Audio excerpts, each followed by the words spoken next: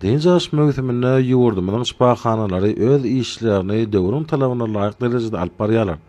Munyň özi ýurdumyzda adamlaryň saglygyny berkidilmek uruna toplumlaryň işleriniň amala aşyrylýanyny alamatlanýar.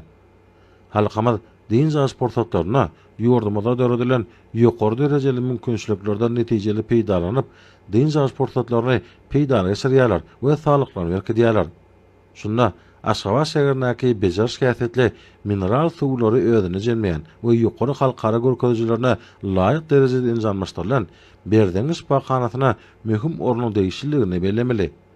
Härki tomutky dinjaş möhüminde nowatdaky zähmet ruhudan açkan raýatlarymyz härki zaman şipahana ulgamynyň hyzmatlaryna netijeli peýdalanýarlar.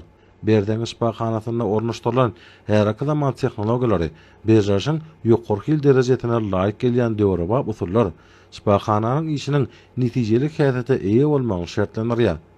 Bu ýerde dinjalmak we bejaş üçin döredilen amatly şertler saglygyny dikkat etmäge ýardam berýär.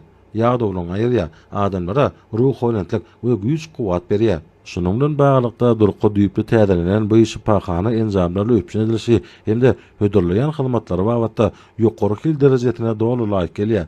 Şipahanalarda dinjalýanlaryň wagtlaryny gadakly geçirmekleri üçin kitapxanalar, internet kafeler, restoranlar we beýleki medeni durmuş maksatly disgalar hereket edýär.